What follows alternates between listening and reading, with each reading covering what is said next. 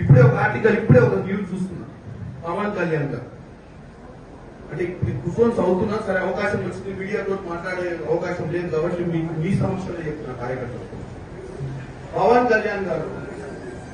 కళ్యాణ్ గారు Congress party Pakistan support చేస్తే పాకిస్తాన్ పోమని చెప్పేటువంటి డైలాగ్ ఉంటుంది.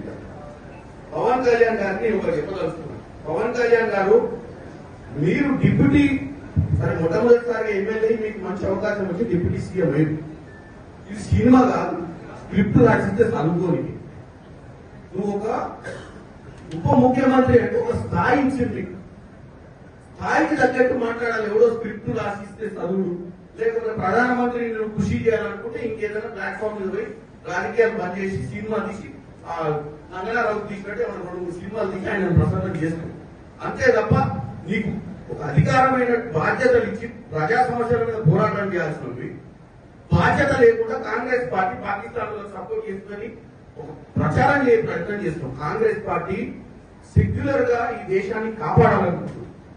పాకిస్తాన్ ఇక్కడ ఉన్నటువంటి కుల మతాలకు అతీతంగా కాంగ్రెస్ పార్టీ అందరినీ ఒక పట్టున బతికేయాలనుకుంటుంది. పవన్ కళ్యాణ్ గారు మీ నాయకుడు ఎవరైతే ప్రసన్నం చేస్తున్నారో నరేంద్ర మోడీ లెక్క కుల మతాల మధ్యన చిచ్చు పెట్టే ప్రయత్నం చేస్తలేదు. నీకు వాస్తవంగా నిలదీసే నరేంద్ర మోడీ ఎన్ని రోజులైంది? నలుగురు వచ్చి ముష్కరులు కాల్చిపోతే నలుగురిని పట్టుకునే దమ్ము ధైర్యం లేక పిట్టగదా ఎప్పుడో తిరుగుతుంది. ఏం ఇంటెలిజెన్స్ నడుస్తుంది దేశంలో?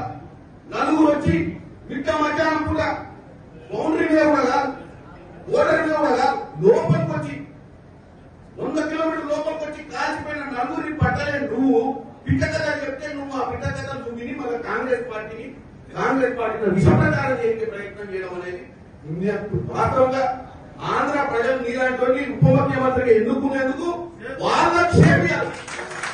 ఎందుకంటే నువ్వు ప్రజా సమస్యల మీద మాట్లాడాలి, పొలిటికల్ పార్టీని అటాక్ చేసి బేస్లెస్ గా మాట్లాడటం ఎవరినో కృషి చేయడానికి ఈ దరిద్రం మాటలు మాట్లాడతాడు.